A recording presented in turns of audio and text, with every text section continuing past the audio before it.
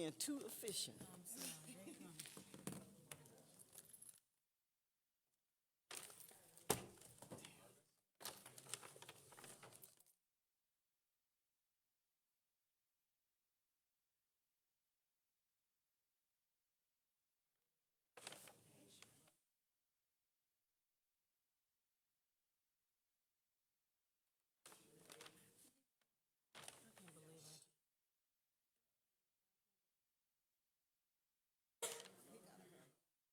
Yeah, bring the envelope.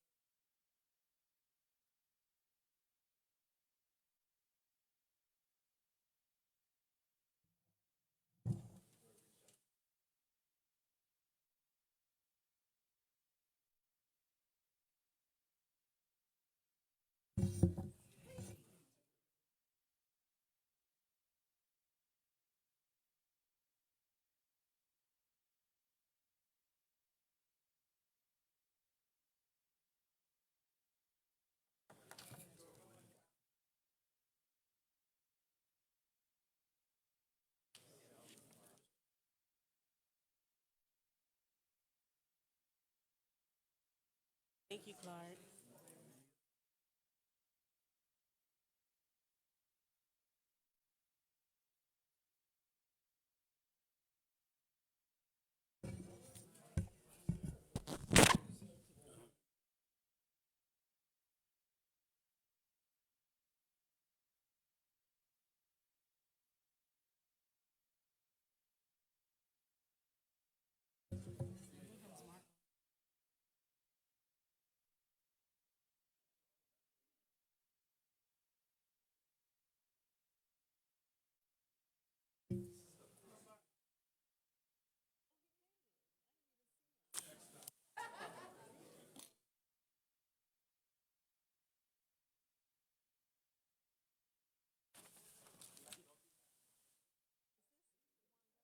This is not too hot for you, is it?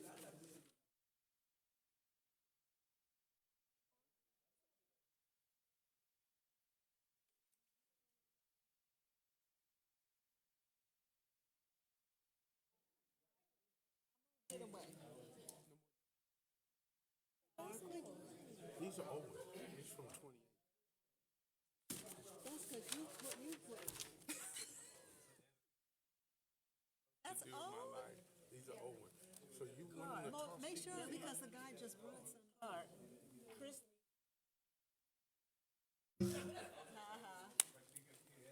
Thank you, though, because these are. Yeah, I was like, I can't. And I handed it over. I said, let me check. Thank you.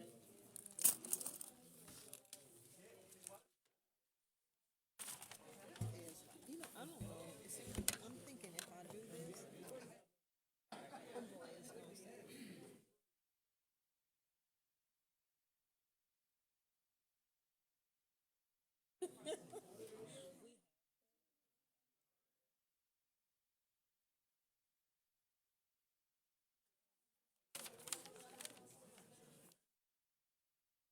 Hey, Eloy. How are you? Eloy, my sister Eleanor. Good.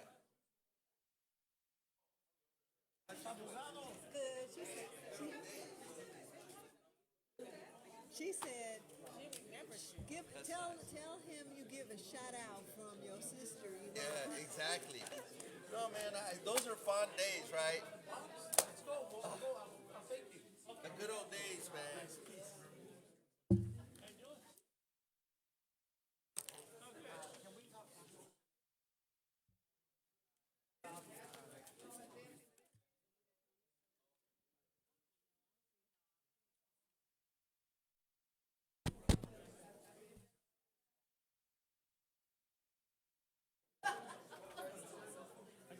Okay, good. It's a good update. Okay, good. Wait a minute, you throwing stuff down again?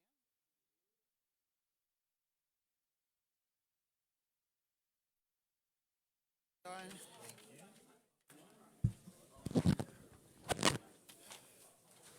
Birthday time. You look like a kindergartner over there, ready to go, boy. Call to order the council meeting February 4th, 2020. Stand for the Pledge of Allegiance. Place your right hand over your heart. Pledge allegiance to the flag of the United United States of America and to the republic for which it stands, one nation, under God, indivisible, with liberty and justice for all. I'm pretty good, man. Madam Clerk, could you call the roll? Sure. A quorum is present for City Council, Successor Agency, and Housing Authority. Any persons wish to address the City Council, Successor Agency Housing Authority on any item on today's agenda may do so at this time. Sir, you have an agenda item you want to talk about? No, but is the item on? Okay, then you do it at the end for 1 minute. Okay, we'll close public comment. Item 1, CSA 1 and H1. Warrant register. Move allow payment. Second. Madam Clerk. City Council, Successor Agency, and Housing Authority members: Dodson, Aye. Padilla, Aye. Morales, Aye. Franklin, Aye. Mayor Chairman Butts. I will adjourn the Successor Agency and the Housing Authority. Consent calendar items 2 through 4. So moved. Second. Madam Clerk. Council members: Dodson, Aye. Padilla, Aye. Morales, Aye. Franklin, Aye. Mayor Butts. Aye. DR1. Staff report recommending 2 clarification actions be taken regarding the December 17th, 2019 award of contract to Griffin Company, Inc. for the Transit Center project for $5,480,500 per the terms, conditions, and provisions of the bid documents for the bid number CB 19-18. So moved. 1 and 2. Second. Madam Clerk. Council members: Dodson, Aye. Padilla, Aye. Morales, Aye. Franklin, Aye. Mayor Butts. Aye. SPH1. Staff report requesting that a public hearing be set to consider an appeal of the Planning Commission's denial of a special use permit number 2019-014 to allow the sale of beer and wine for the off-site consumption from the existing convenience market at 400 West Manchester Boulevard. That's the public hearing for February 25th, 2020 at 2 p.m. A1. CM1. There's no oral report to the city manager's office. CC1. Reports. Thank you, Mayor. CT1.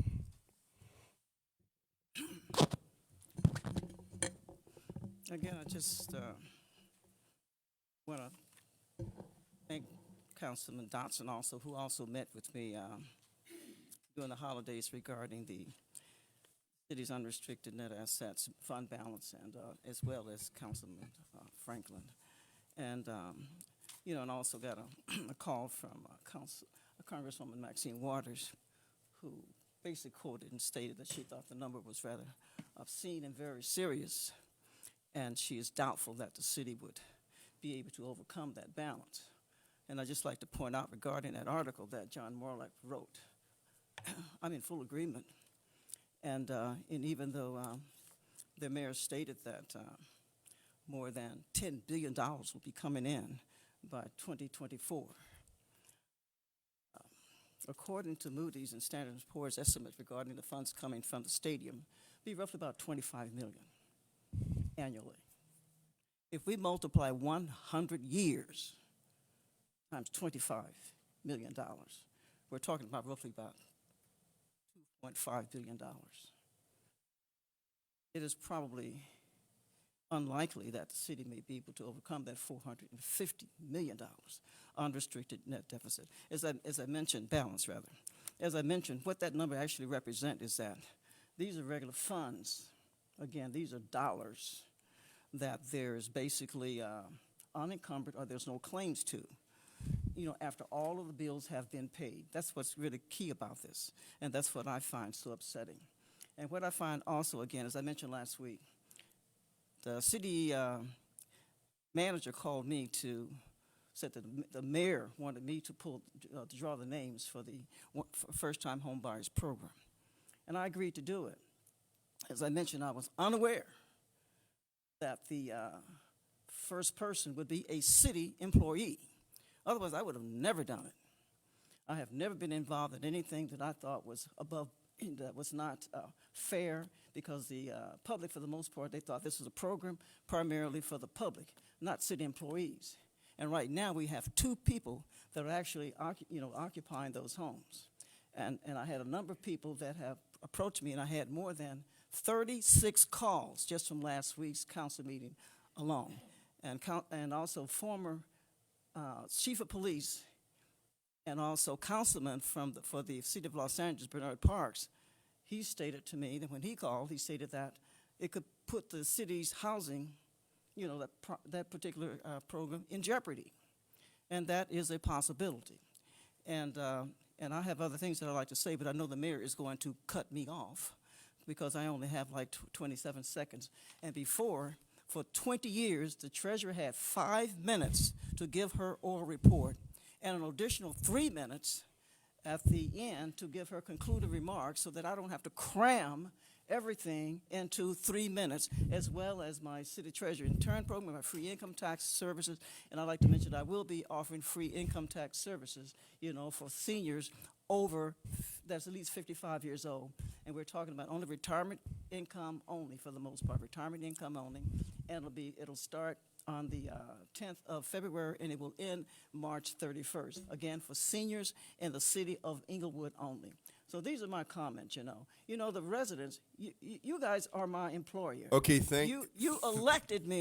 Thank you, Ms. Brown. To represent you. I am your ears and eyes. Mayor, do we have to have these 20 minutes Ms. or these Brown. 15-minute Ms. Brown. council meetings every single week? Brown. If you have someplace to go, Brown. let Councilman, Ms. Mayor Pro Brown. Tem, Eloy Morales take over, and you go on what you got to do, okay? Thank you very much. No, thank me very much. I'm not finished yet. But you are. No, Your I'm time not. is up. Cut her mic. Okay. That's the mayor. The appointments to boards and commission, there are none. Public comments. Any person who wishes to address the city council on any matter connected with city business not elsewhere considered may do so at this time.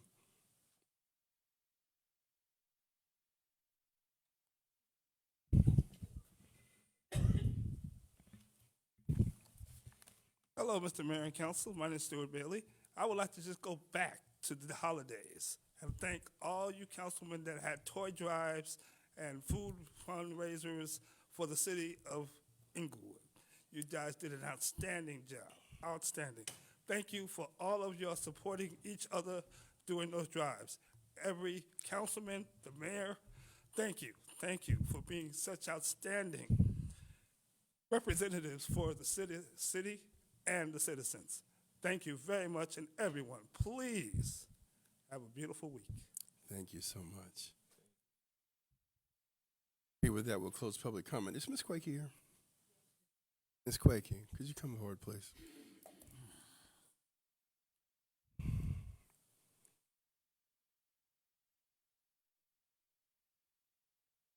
Ms. Quakey, what's your title? Assistant Finance Director. All right. Are you aware of the CAFR and the manner in which net assets and net liabilities are calculated for the CAFR? Yes. Now, the number that's thrown out includes about $266 million in the PERS unfunded liability. Is that right? Yes. Okay.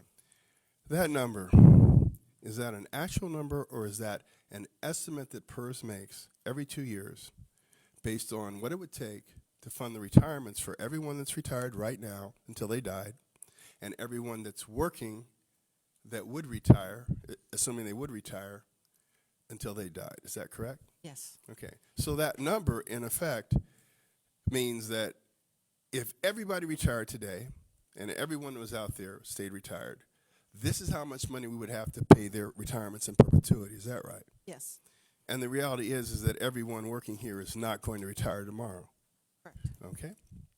So, also, that number is a projection estimate. If the stock market changed and PERS received over and above the 7% that they project, just like in the boom years of the stock market, that unfunded liability would decrease drastically as it did in, I think it was the 80s or 90s, to the point where they were giving us a pension holiday, all the cities. We didn't have to pay into the fund because they estimated at this rate, everything is fully funded. Is that right? Yes, So that was an imaginary number because then there was a recession and it changed. Is that right? that's correct.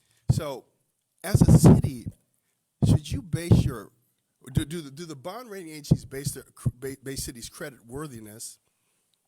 Do they base credit worthiness based upon these projections or based upon your ability to fund your retirement system? It's based upon your ability. Okay. Have we missed any retirement payments? No, we have not. How many bond rating increases have we had in the last 5 years? I believe it's 4. Okay, that's exactly right. Now, the bond rating agencies are the true barometer of credit worthiness of a city, are they not? Yes, they are. Because the bond rating agencies decide what levels you'll be able to borrow money at. That's correct. Just as if you were borrowing money for a house, they would base it upon your FICO score and your ability to pay. That's correct. So, are we in any danger of becoming insolvent? No, Okay. Has Moody's rated us from time to time as the most liquid city in the country? yes, they have. Are there any concerns, and I'm asking this to Mr. Esparza as well, our Chief Financial Officer, have any of the rating agencies expressed any concern about our solvency credit worthiness? No, they have not. Now, They've done the opposite. right, when I took office, we were BBB minus, is that right? Yes, And that's just above junk bond rating, is that right? that's correct. What's our latest rating? AA minus. All right, thank you very much. I appreciate it. Council comments. Any council comments? Councilman Dodson? Thank you, Mr. Mayor. I just got a couple. District 1 is having our annual shredding event this Saturday. You're welcome to come out. I hope you will, and shred your important papers. Have a cup of coffee and a donut while you sit around and talk, and maybe you can bring a neighbor with you. Also, on Wednesday the 12th, I'm having the First District Block Captains meeting. You're all welcome to come. Any person who lives in the city of Inglewood may show up. And this is going to be a very interesting meeting because we will talk about how you vote. So the voting machine will be there, so in case you have not done so, you'd be able to try it there. So with that, I want to wish everybody wonderful rest of your weekend. Thank you, sir. Councilman Padilla, District 2. Perfect. Thank you, Mayor. And by the way, I like that great explanation about where we're at financially, fiscally, being responsible, something that we have talked about up here on the dais many, many times. And you look at our bond rating, you look at where we're situated now financially as a city compared to where we were just a few years ago, and we're doing a great job. And a lot of that goes back to you guys as a community being supportive of the changes that we're making and the fiscal responsibility that we have up here on the dais, and making sure that we're doing things to meet the needs of the city and being fiscally responsible. Because at the end of the day, that's what we're going to be held accountable for. So, Mayor, thank you for that explanation. You're welcome. That being said, I do want to talk about, so last week I got up here and said, hey, come on out and join us for pickleball. And so we did the pickleball on Saturday. Now, I wasn't sure if I was going to get out there and play, but as you can see, my wife Stella and I, all these folks came out to support the opening of our pickleball court. I want to thank Sabrina Barnes. I want to thank her staff for getting us the pickleball courts open, and the courts look fabulous. I want to give a shout out, and she's here right now, to Amber Tuggerson, because Amber, thank you for putting this together.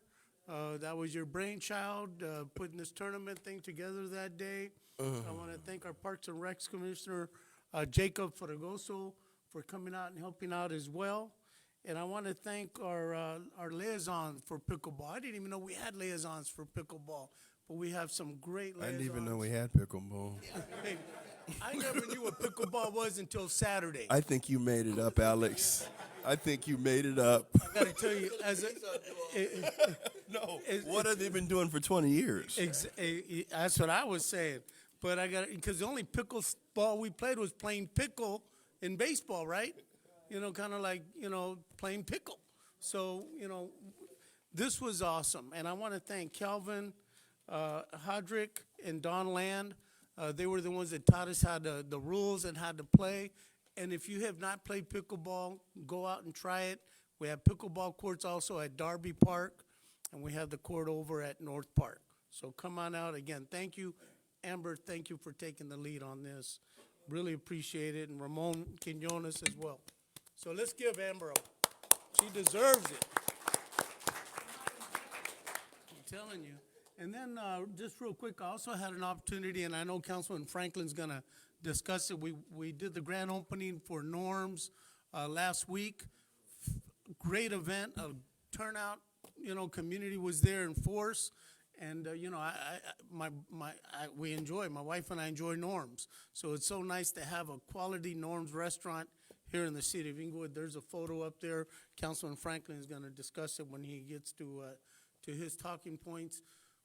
But earlier I saw Irvin Simonet was back here in his wheelchair. He's a World War II vet, and I think he may have had to leave. But I do want to say, wish him happy birthday. His birthday is this Saturday, February the 9th. So if he watches this later on, happy birthday, World War II vet, Irvin Simonet. With that, thank you so much. Thank you, Councilman. Thank you. Councilman Franklin. Yeah, thank you, Mayor. Let me first of all back up to what my colleague said, and that was this council took great pain and suffering of doing tough love decisions, especially when it came to finances for the city. And because we did do that, we were being able to get Moody bond ratings going from BBB to AA minus to identify that we are in fact solvent, and we have now brought the city back on the map, and we are now able to stabilize and spend the money that we've spent recently with raises of our employees. And we've already identified that billionaires are now in line to come to the city of Inglewood because, one, that this council is in concert of moving this city forward for financing, and two, providing local job hiring for our residents, and then three, getting enough funding we need for infrastructure improvements of our city to accommodate this flow of traffic that's going to come. So hats off to this council, but more importantly, it would be remiss if I didn't reach out to Sharon and David to say thank you, thank you, thank you, because you're the ones that kept us on notice that we needed to work on our finances and gave us instruments, tools to work with in order for us to reach that solvency. So hats off to you and thank you.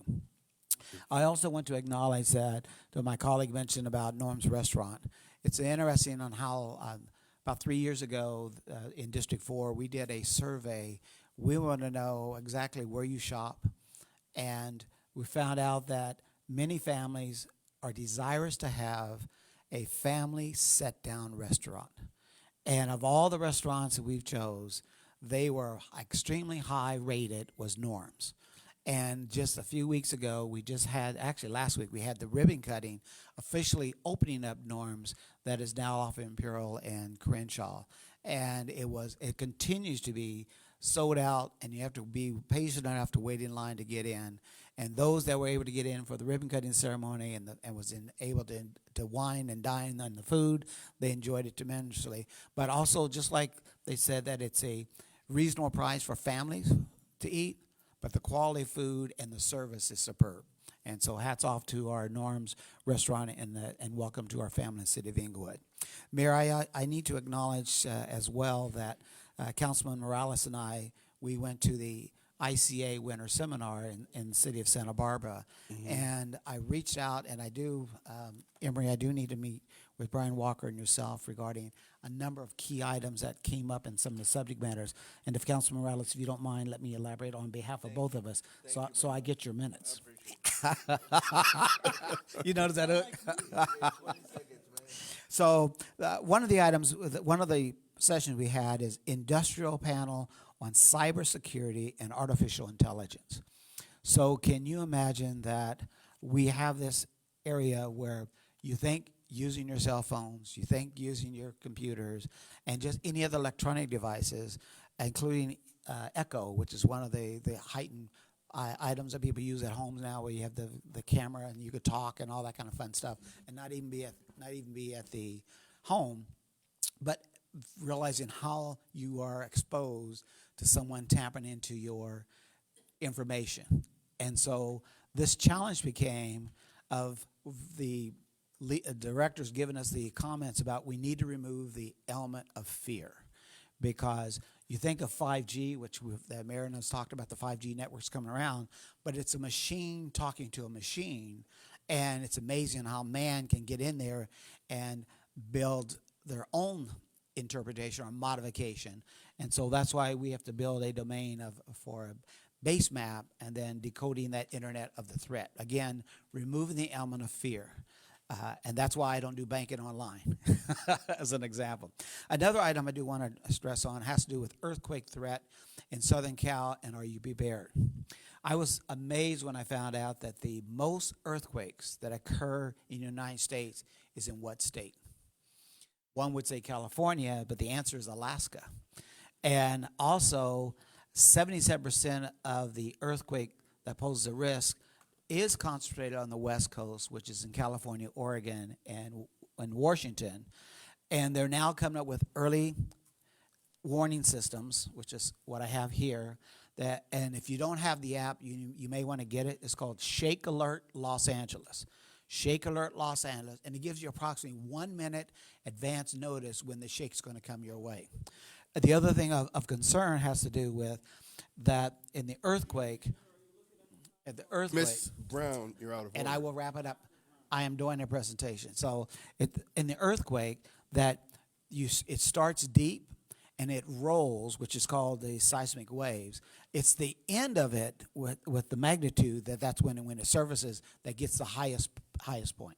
Anyway, I just want to stress that. It was a great event. I have several items that I want to talk to staff about. Thank you, Mayor. Thank you.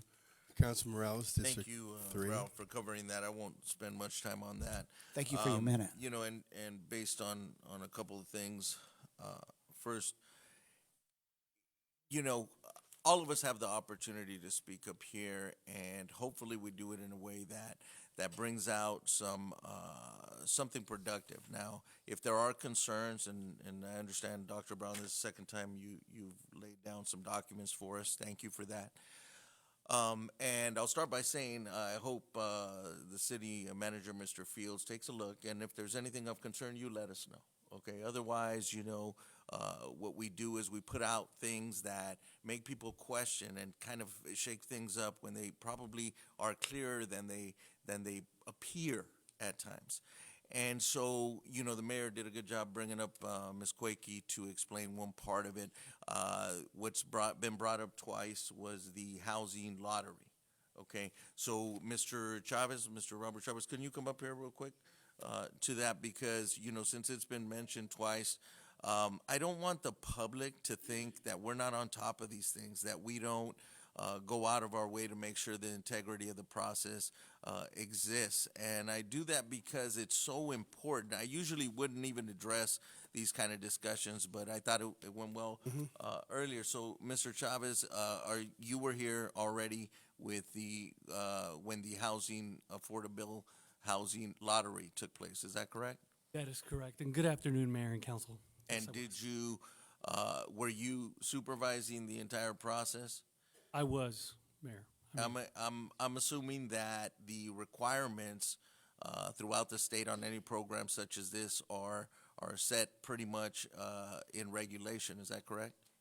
That is correct, and what the city did was create some program guidelines that it could follow prior to conducting the lottery for the program. But the program we developed was within the guidelines that existed, correct? Correct. There's income requirements where families cannot exceed the income requirements in order to qualify.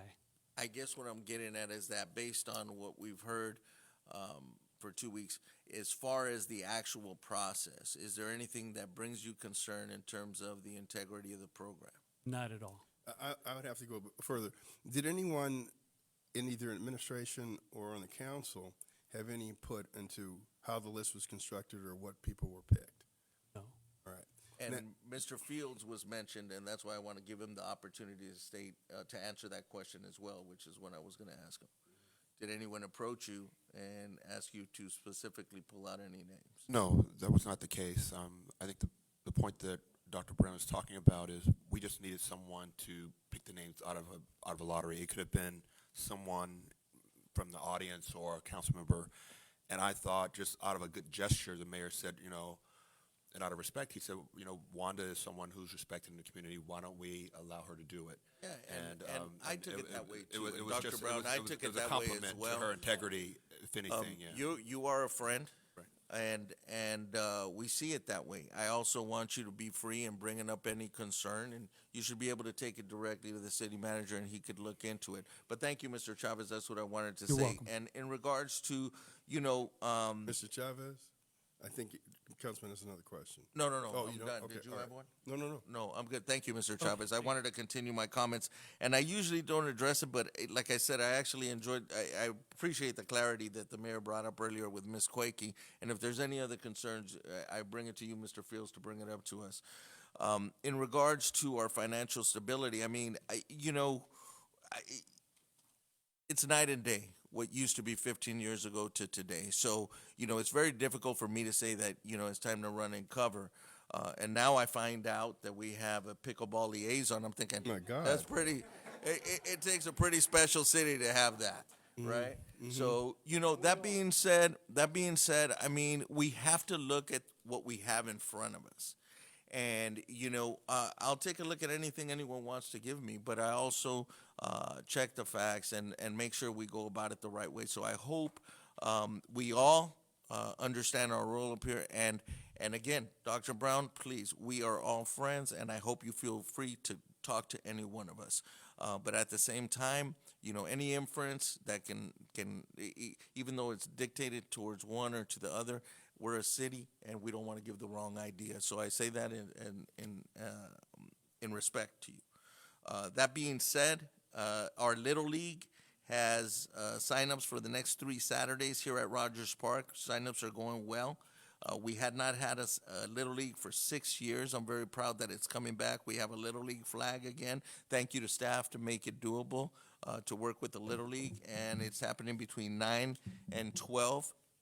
And I've asked them to, offer the early bird special throughout the entire registration for the first year only, just to see if we could get some kids to come back. So thank you very much with that, Mayor. That's all I got. Thank you. Okay. And next week, I'm going to bring a Moody's advisory, and I'm paraphrasing, but I'll read it directly.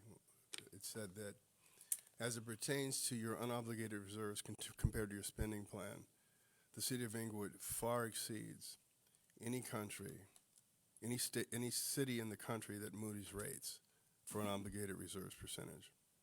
And it's just unfortunate, that the information would be presented so out of context.